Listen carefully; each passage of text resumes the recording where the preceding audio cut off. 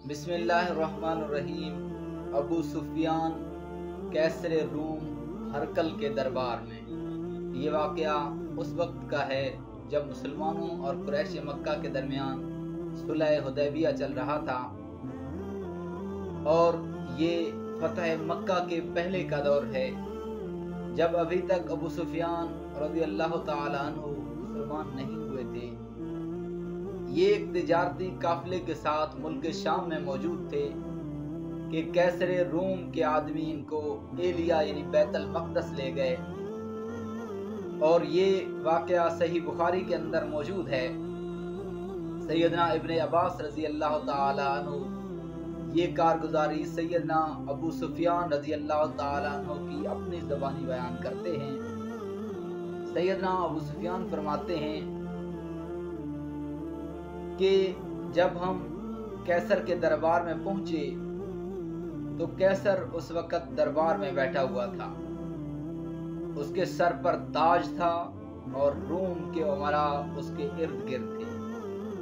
उसने अपने तर्जमान से कहा कि इनसे पूछो कि जिन्होंने इनके यहाँ नबूवत का दावा किया है, नस्ब के एतबार से उनसे करीब उनमें से कौन शख्स है। अबू सुफियान ने बयान किया कि मैंने कहा मैं नस्ब के एतबार से उनके ज्यादा करीब हूँ। कैसर ने पूछा तुम्हारी और उनकी कराबत क्या है। मैंने कहा रिश्ते में वो मेरे चचाजाद भाई होते हैं। इत्तफाक था कि इस मर्तबा काफिले में मेरे सिवा बनी अब्द मनाफ का और आदमी कोई मौजूद न था। कैसर ने कहा कि इस शख्स यानी अबू सुफियान रज़ी अल्लाह ताला अन्हु को मुझसे करीब कर दो। और जो लोग मेरे साथ थे यानी अबू सुफियान रज़ी अल्लाह ताला अन्हु के साथ थे, उसके हुक्म से मेरे पीछे खड़े कर दिए गए। इसके बाद उसने अपने तर्जमान से कहा कि इस शख्स अबू सुफियान के साथियों से कह दो, ये देखिए कितना दूर अंदेशी है, कि इससे मैं इन साहब के बारे में पूछूंगा जो नबी होने के मुद्दाई है। अगर ये उनके बारे में कोई झूठ कहे तो तुम फौरन उसकी तकजीब कर दो। अबू सुफियान ने बयान किया कि खुदा की कसम अगर उस दिन इस बात की शर्म न होती कि कहीं मेरे साथी मेरी तकजीब न कर बैठें तो मैं इन सवालात के जवाब में जरूर झूठ बोल जाता जो उसने हज़रत सल्लल्लाहु अलैहि वसल्लम के बारे में किए थे। लेकिन मुझे तो इसका खतरा लगा रहा कि कहीं मेरे साथी मेरी तकजीब न कर दें, इसलिए मैंने सच्चाई से काम लिया। इसके बाद उसने अपने तर्जमान से कहा इससे पूछो कि तुम लोगों में इन साहब सल्लल्लाहु अलैहि वसल्लम का नस्ब कैसा समझा जाता है। मैंने बताया कि हम में उनका नस्ब बहुत उम्दा समझा जाता है। उसने पूछा अच्छा ये नबूवत का दावा इससे पहले भी तुम्हारे यहाँ किसी ने किया था। मैंने कहा नहीं। उसने पूछा क्या इस दावा से पहले उन पर कोई झूठ का इल्जाम था। मैंने कहा नहीं। उसने पूछा उनके बाप दादों में कोई बादशाह गुजरा है। मैंने कहा नहीं। उसने पूछा तो अब बड़े अमीर लोग उनकी तबाह करते हैं या कमजोर और कम हैसियत के लोग। मैंने कहा कि कमजोर और मामूली हैसियत के लोग ही उनके ज्यादातर मानने वाले हैं। उसने पूछा कि इसके मानने वालों की तादाद बढ़ती रहती है या घटती जा रही है। मैंने कहा जी नहीं, तादाद बराबर बढ़ती जा रही है। उसने पूछा कोई उनके दीन से बेजार होकर इस्लाम लाने के बाद फिर भी गया। मैंने कहा नहीं। उसने पूछा उन्होंने कभी वादा खिलाफी भी की है। मैंने कहा कि नहीं, लेकिन आजकल हमारा इनसे एक माहिदा हो रहा है और मैं उनकी तरफ से मामले की खिलाफ वर्जी का खतरा है। अबू सुफियान ने कहा कि पूरी गुफ्तगू में सिवा इसके और कोई ऐसा मौका नहीं मिला जिसमें मैं कोई ऐसी बात मिला सकूं जिससे हज़रत सल्लल्लाहु अलैहि वसल्लम की तौहीन हो। और अपने साथियों की तरफ से भी जुटलाने का डर न हो। उसने फिर पूछा, क्या तुमने कभी इनसे लड़ाई की है या उन्होंने तुमसे जंग की है? मैंने कहा, हाँ। उसने पूछा, तुम्हारी लड़ाई का क्या नतीजा निकलता है? मैंने कहा, लड़ाई में हमेशा किसी एक गिरोह ने फतह नहीं हासिल की। ये लड़ाई डोल की माने दे, कभी वो कभी हम मगलूब होते हैं। उसने पूछा, वो तुम्हें किन कामों का हुक्म देते हैं? कहा, वो इसका हुक्म देते हैं कि हम सिर्फ अल्लाह की इबादत करें और उसके सिवा उसका कोई शरीक न ठहराएं। मैं उन बुतों की इबादत से हमें वो मना करते हैं जिनकी हमारे बाप दादा इबादत किया करते थे। नमाज, सदका, पाकबाजी और मुरब्बत, वफाए अहद और अमानत के अदा करने का हुक्म देते हैं। जब मैं उससे ये तमाम बातें बता चुका तो उसने अपने तर्जुमान से कहा, इनसे कहो कि मैंने तुमसे उन सल्लल्लाहु अलैहि वसल्लम के नस्ब के मुतालिक दरियाफ्त किया तो तुमने बताया कि वो तुम्हारे यहाँ साहिबे नस्ब और शरीफ समझे जाते हैं और अंबिया भी यूं ही अपनी कौम के आला नस्ब में पैदा किए जाते हैं। मैंने तुमसे ये पूछा था कि क्या नबूवत का दावा तुम्हारे यहाँ इससे पहले भी किसी ने किया था? तुमने बताया कि हमारे यहाँ ऐसा दावा पहले किसी ने नहीं किया था। इससे मैं ये समझा कि अगर इससे पहले तुम्हारे यहाँ किसी ने नबूवत का दावा किया होता तो मैं ये भी कह सकता था कि ये साहब भी उसी दावा की नकल कर रहे हैं जो उससे पहले किया जा चुका है। मैंने तुमसे दरियाफ्त किया कि क्या तुमने दावा नबूवत से पहले कभी उनकी तरफ झूठ मंसूब किया था? तुमने बताया कि ऐसा कभी नहीं हुआ। इससे मैं इस नतीजे पर पहुंचा कि ये मुमकिन नहीं कि एक शख्स जो लोगों के मुताल्लिक कभी झूठ ना बोल सका हो वो खुदा के मुताल्लिक झूठ बोल दे। मैंने तुमसे दरियाफ्त किया कि इनके बाप दादों में कोई बादशाह था? तुमने बताया कि नहीं।